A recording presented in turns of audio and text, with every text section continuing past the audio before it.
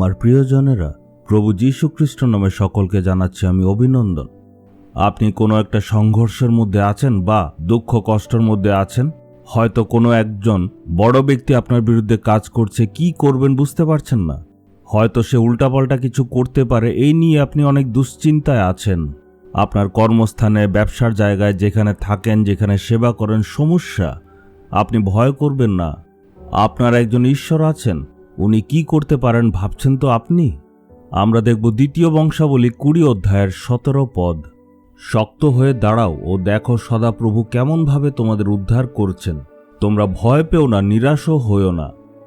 এখানে বড় একটা সৈন্য যুদ্ধ করতে এসছে। আর একটু সামনে দেখলে বুঝতে পারবো 3 ধরনের সৈন্যদল ওখানে এসছিল। ওই সৈনিক দলকে দেখে যেহোশাফাতের মনটা অনেক নিরাশায় চলে এসছিল। তখন সদাপ্রভু ঈশ্বর তার ভাববাদী দ্বারা তার সাথে কথা বলেছিলেন, তুমি শান্ত থাকো, আমি তোমার হয়ে লড়ব। এইখানে ঈশ্বর বলছে তুমি ভয় করবে না আর নিরাশ হবে না। পরে আমরা দেখি ঈশ্বর একটা বড় অলৌকিক কাজ করলেন আর যেহোশাফাত বিজয়ী হলেন। অনেক সময় ঈশ্বর বলে তুমি যাও গিয়ে যুদ্ধ করো, আমি তোমাকে বিজয়ী করব। আবার অনেক সময় উনি বলেন তুমি শান্ত হয়ে বসো, আমি তোমার হয়ে লড়াই করব। অনেক আগে একজন পুলিশ অধিকারী আমার বিরুদ্ধে ষড়যন্ত্র করেছিল। সে মিথ্যা অপবাদ লাগিয়ে আমার বিরুদ্ধে মামলাও করেছিল।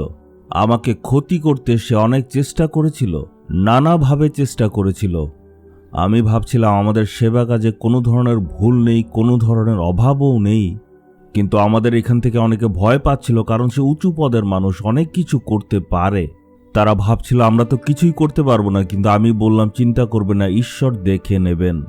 সেই অধিকারের বিরুদ্ধে তো আমরা কিছু করতে পারবো না, এই জন্য আমরা সবাই মিলে প্রার্থনা করলাম। তখন ঈশ্বর আমাকে বললেন তুমি শান্ত থাকো, আমি তোমার হয়ে লড়াই করব। আমরা অনেক নেতাদেরকে জানতাম, কিন্তু কারোর কাছে আমরা সাহায্যের জন্য যাইনি, কারণ আমরা ঈশ্বরের উপর বিশ্বাস করেছিলাম উনিই সবকিছু করবেন। আমরা চুপ করেছিলাম, শুধু প্রার্থনা করতাম ঈশ্বর দেখবেন। ঈশ্বর যখন আপনার হয়ে লড়াই করবে তখন দেখুন কি হয়। সেই অফিসার ঘুষ নিতে ধরা পড়ল, তার উপর মামলা হলো, আর তারপরে তাকে ওখান থেকে বদলি করে দেওয়া হলো। আমাদের শত্রু নিজের থেকেই চলে গেল। আমাদের কিছুই করতে হলো না, প্রভু ঈশ্বর সব করে দিলেন। আপনার বিরুদ্ধে যা কিছু হচ্ছে হতে দিন, সব কিছু ঈশ্বরের কাছে সমর্পণ করুন, কারণ ঈশ্বরের যা শক্তি তার সামনে কেউই টিকবে না। আমাদের যে প্রভু যীশু খ্রিস্ট, উনি আমেরিকার রাষ্ট্রপতির থেকেও অনেক বড়। এই বিশ্বব্রহ্মাণ্ডের সবচেয়ে শক্তিশালী হচ্ছেন ঈশ্বর যীশু। উনি যদি আমাদের হয়ে লড়াই করেন তাহলে সবকিছু ধ্বংস হয়ে যাবে। যত বড়ই শত্রু হোক ঈশ্বর দেখে নেবেন। আপনি কেন ভয় পান? আপনি ভয় করবেন না আর আপনি কখনো নিরাশ হবেন না। আপনি প্রভুকে বলুন, প্রভু আপনি আমাদের হয়ে সবসময় লড়াই করেন। আপনি চুপ করে একটু বসে থাকুন, ঈশ্বর কাজ করবেন। হে পিতা, আপনি আমাদের হয়ে লড়াই করবেন।